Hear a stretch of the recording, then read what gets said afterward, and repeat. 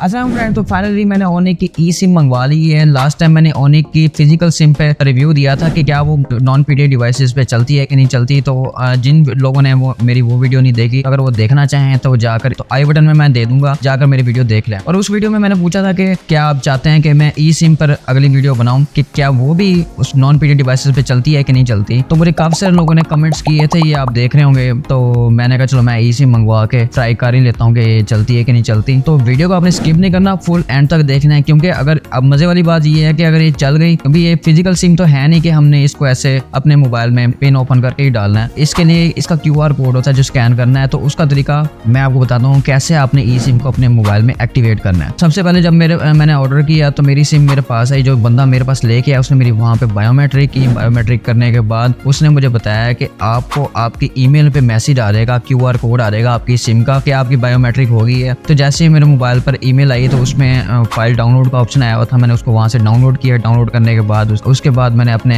PC के ऊपर उसको वैसे ओपन कर लिया। आप किसी मोबाइल पे भी ओपन कर सकते हैं, जरूरी नहीं आपने पीसी पे ही ओपन करना है। तो मैंने उस फाइल को अपने पीसी पे ओपन किया। ओपन करने के बाद मैं अपने मोबाइल की सेटिंग में गया, नेटवर्क में गया। उसके बाद वहाँ पे ऑप्शन आ रहा था ई सिम का, तो मैंने वहाँ पे जाके ई सिम पे क्लिक करके और वहाँ पे QR कोड स्कैन का ऑप्शन आ रहा था, मैंने वहाँ पे वो किया। उसके बाद जैसे ही मैंने अपनी ओनिक की ई सिम वहाँ पे QR कोड स्कैन किया तो ऑटोमेटिकली ई सिम मेरे मोबाइल में इंस्टॉल हो गई। और जैसे ही वो इंस्टॉल हुई तो उसके बाद उसकी सेटिंग वगैरह मैंने करके कोशिश की। उसके बाद मैंने देखा कि इस पर थोड़े से सिग्नल आ गए हैं, तो मुझे बड़ी खुशी हुई कि वाकई ये सिम मेरे मोबाइल पे चलना शुरू हो गई है। उसके बाद मैंने इससे कॉल करने की कोशिश की तो ये सिग्नल इसके ड्रॉप हो गए। जैसे ड्रॉप हुए तो मैंने फिर दोबारा इसको मैंने कहा चलो मैं रीस्टार्ट करके देखता हूँ। मैंने इसको अपने मोबाइल को रीस्टार्ट करके देखा। रीस्टार्ट करने के बाद जैसे मेरा मोबाइल दोबारा रेडी हुआ तो फिर सिग्नल आना शुरू हो गए। उसके बाद मैंने दूसरे नंबर से अपने किसी और मोबाइल से इसको ट्राई करने की कोशिश की कि वहां से मैं ट्राई करूं कि शायद हो सकता है कि वहां से इस पे कॉल आ जाए, लेकिन वहां से भी कॉल नहीं है। वो यही बता रही थी कि आपका नंबर बंद जा रहा है। उसके बाद फिर मैंने इसको रीस्टार्ट किया मोबाइल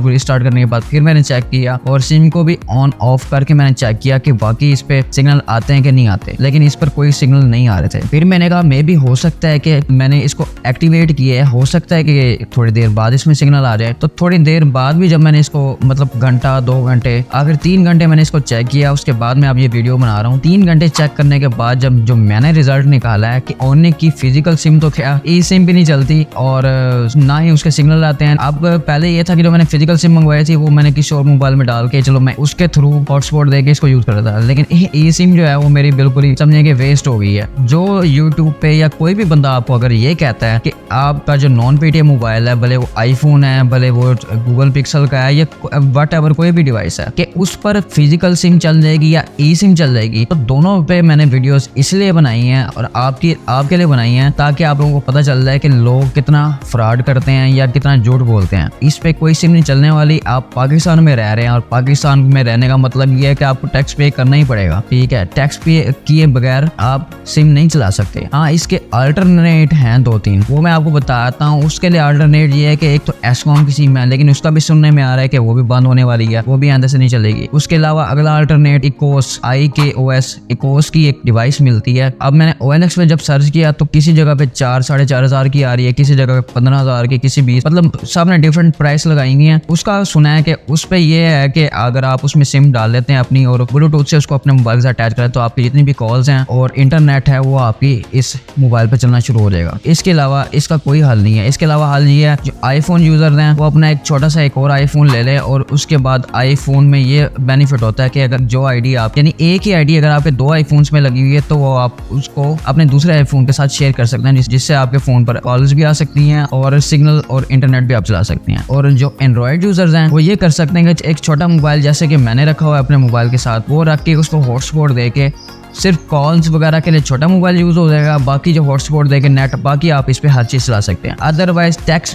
पे किए बगैर इसका कुछ भी नहीं हो सकता। और अगर किसी को इसका कोई मजीद अल्टरनेट पता है और वो चाहता है कि उस पर मैं कोई वीडियो बना दूं और अगर किसी को मिले तो मुझे कमेंट बॉक्स में करके बताए ताकि मैं भी अपना मोबाइल बगैर पेटीएम अप्रूव करवाया चला सकूं। तो अगर आज की मेरी वीडियो आपको इन्फॉर्मेटिव लगी है, हेल्पफुल लगी है तो लाइक और शेयर लाजमी करें और मजीद इस तरह की वीडियोस के लिए मेरे चैनल को सब्सक्राइब कर लें और बेल के आइकन को दबा दें ताकि नई और इन्फॉर्मेटिव वीडियोस आपको मिलती रहें। मिलते हैं हम अपनी अगली वीडियो में, अब तक के लिए अल्लाह हाफिज।